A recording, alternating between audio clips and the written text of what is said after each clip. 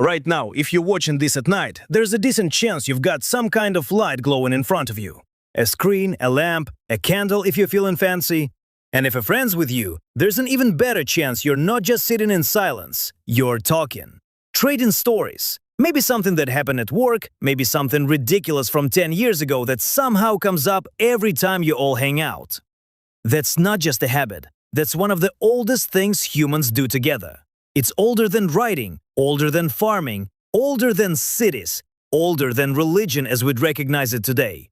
Before any of that existed, humans were already doing this exact thing.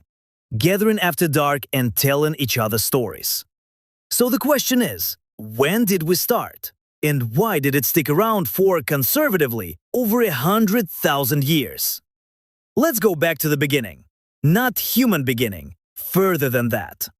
Fire changes everything for a species. Once early humans controlled it, something strange happened to the day.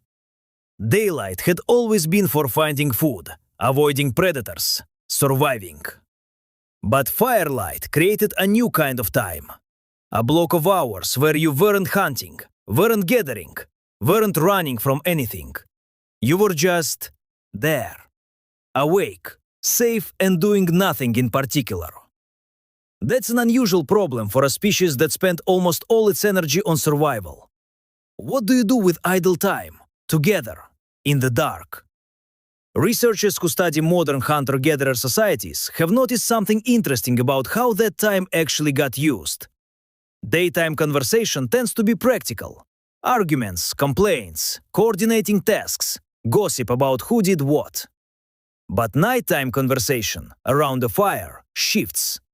It leans towards stories, myths, tales about ancestors, animals, distant places.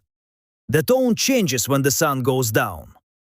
Here's the thing though, that shift isn't random. Some researchers, notably anthropologist Polly Wiesner, who studied firelight conversations among the Jew/Hawansi people of the Kalahari, found that stories told after dark carried more imagination, more emotional depth, more shared meaning than daytime talk. Daytime was for solving problems. Night was for building a shared world. Think about that. Humans didn't just stumble into storytelling. We may have built an entire social schedule around it. There's a physical reason that shift might make sense too. Firelight is dim, low, flickering. Nothing like the flat glare of daylight. Some researchers who study this have pointed out that dim light itself seems to nudge human conversation toward calmer, more relaxed, more personal territory. You can't really see everyone's face in sharp detail. Body language quiets down. There's less to react to visually, so the talking fills more of the space. It's almost like the fire was accidentally the first mood lighting, and it happened to be perfectly tuned for storytelling instead of arguing. Now here's what makes this so important. A story isn't just entertainment. It's information wrapped in a shape your brain is built to remember. Facts alone are forgettable. Try memorizing a list of 40 plant names. Nearly impossible. But wrap those same 40 plants into a story. Which ones nearly killed your uncle? Which ones saved the tribe during a drought? And suddenly they stick. For a species without writing, that mattered enormously. Storytelling wasn't just bonding. It was survival software, running on human memory instead of paper. And once you see it that way, the fire itself starts to look less like a light source and more like a piece of infrastructure. Warmth, protection from predators, cooked food, sure, but also the world's first classroom. Let's jump forward. Long before written history, humans were already leaving evidence that stories mattered enough to preserve visually. Cave art, the kind found at sites like Chauvet and Lascaux in France, tens of thousands of years old, shows animals in motion, hunts, symbolic marks that don't map to any practical need. Nobody needed a painted bison to survive the winter. But somebody needed to tell its story badly enough to put it on a wall, deep in a cave, often in spaces that would have required firelight just to see. Picture that for a second. Someone crawling into total darkness, torch in hand, to paint something specific enough that we're still arguing about what it means 20,000 years later. That's not decoration. That's an ancient form of, let me tell you what happened. And it wasn't a one-time event. Archaeologists have found traces of soot and torch marks on cave walls in multiple sites, evidence that these spaces were revisited again and again, sometimes over generations. Whatever was happening in there, storytelling, ritual, teaching, Wasn't a single artist working alone. It was something communal, something worth repeating. Fast forward again, and you start seeing storytelling formalize. Oral epics, the kind eventually written down as things like the Epic of Gilgamesh, one of the oldest surviving narratives originating in ancient Mesopotamia, didn't start as text. They lived for generations purely as spoken performance, memorized, repeated, adjusted slightly with every telling. Entire histories, entire belief systems carried person to person, night after night, around exactly the kind of fire your ancestors were sitting around 100,000 years earlier. Same behavior, different scale. Even the format holds up remarkably well across cultures that never made contact with each other. Origin stories, hero journeys, trickster characters who cause chaos and get away with it. Explanations for why the world looks the way it does. You find versions of these same story shapes on completely different continents, built independently. That's not a coincidence you'd expect from something trivial. That's what a deeply wired behavior looks like when you zoom out far enough.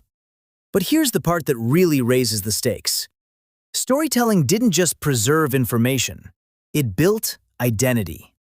When a group shares the same stories, the same heroes, the same disasters, the same jokes, they stop being a random collection of individuals. They become a we. Anthropologists studying small-scale societies have pointed out that shared narrative is one of the strongest glue mechanisms for group cohesion that exists, arguably stronger than shared tasks or shared territory. That's beer and friends level bonding, except it's been running the show since before beer existed. And yeah, group identity built around fireside stories. That's basically the ancient version of your friend group's inside jokes. Same wiring, way older fire. So, think about what that means. Every culture that has ever existed, no matter how isolated, developed some form of storytelling. Not writing. Plenty of societies never developed that. Not agriculture, not metalworking. But storytelling. Universal. Every single one. That's a strange thing for a behavior to be, unless it's doing something incredibly fundamental for the species doing it. Here's what makes this even bigger than it first seems. Storytelling didn't just help humans survive individually. It may have helped human groups outcompete other groups, and possibly even other human species. Neanderthals lived alongside modern humans for tens of thousands of years, and some researchers have proposed that differences in symbolic communication, including complex storytelling and shared imaginative culture, could have given modern humans a coordination advantage. It's not a settled explanation, and there's real debate around it. But it's a serious enough idea that it shows up in mainstream discussions of why one lineage of humans expanded across the planet while others didn't. A campfire chat. Possibly a factor in which human species is still around to tell the story at all. Let it sit there for a second. This exact behavior, gathering after dark, trading stories, might be tangled up in the reason you exist at all. There's one more layer worth pulling on, too. Storytelling isn't just about the past. It's how humans started imagining the future, planning hunts by talking through what might go wrong, warning each other about dangers nobody in the group had personally seen yet. That's a strange superpower if you think about it. Most animals only really respond to what's directly in front of them. Humans, through story, learn to respond to things that hadn't even happened yet. A shared imagination became a kind of early warning system, and later, a tool for building entire belief systems, laws, and civilizations out of nothing but agreed-upon narrative. So here's the full picture. It starts with fire, creating idle time nobody had ever had before. That idle time gets filled with talk, and the talk shifts after dark into something more imaginative, more emotional. That imaginative talk becomes memory technology, a way to store information a species couldn't yet write down. It becomes cave art, deliberately hidden in the dark, meant to be witnessed by firelight, revisited generation after generation. It becomes oral epics, memorized and performed for centuries before anyone thought to write them down, echoed in strikingly similar shapes across cultures that never met. It becomes the glue that turns strangers into a group with a shared identity. It becomes the earliest form of imagining a future nobody had seen yet. And somewhere in there, it might have been part of what let one kind of human outlast the others. All from sitting around a fire, telling each other what happened. So next time you're up late with friends, trading stories that don't matter to anyone else on Earth, know that you're not just passing time. You're doing the same thing every human before you has done, going back further than any language, any building, any book. The details changed. The fire is usually a phone screen now. The impulse never did. Maybe that's the real through line of being human. Not tools, not fire itself, but the need to sit in the dark with someone else and say, "Let me tell you what happened." If you like this one, there's more of this kind of history hiding in plain sight around here. Feel free to stick around and dig into it.